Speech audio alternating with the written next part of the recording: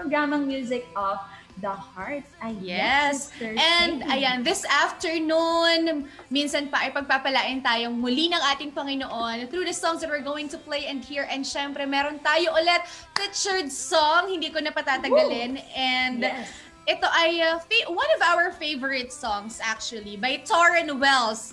Ito ay ang Hills and Valleys. Marami kasing mga nagre-request nitong kantang ito sa atin. So, let's see, ano nga ba ang nasa loob ng awiting Hills and Valleys? Yeah, nasa loob talaga. ako talaga yung mga pinapakanta mo. Alam mo parang, ano ba naman? Ano tong kanta na to? Nakaka-stress! Nakakaloka. Diba?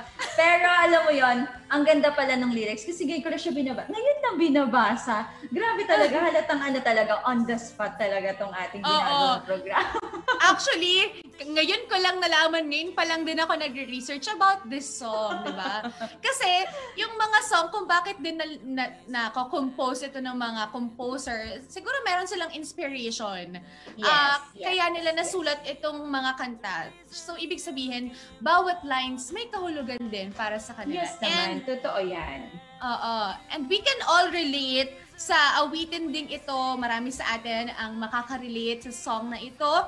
Kaya, ayan, dyan po iikot din ang ating magiging discussions about this afternoon for our episode today, ang awiting Hills and Valleys. And bago muna ang lahat, we are inviting all of you na kung kayo po ay mayroong mga text, greetings, and Christian song request, feel free na yan po ay isend sa ating cellphone number. And if you are now watching via Facebook Live, once again, feel free na yan po ay i-like or pusuan at i-share para mas marami ang makapanood at makapakinig sa atin. And once again, ayan, Sister Maine, ang ating cellphone number. Ang cellphone number natin kung saan pwede kayo makapag-text ng inyong mga greetings, ng inyong mga pa-shoutout sa inyong mga family and friends out there.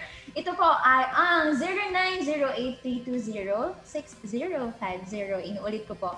0908-320-6050. Ayan, text na kayo para mabasa na namin yung mga pag-greetings ninyo.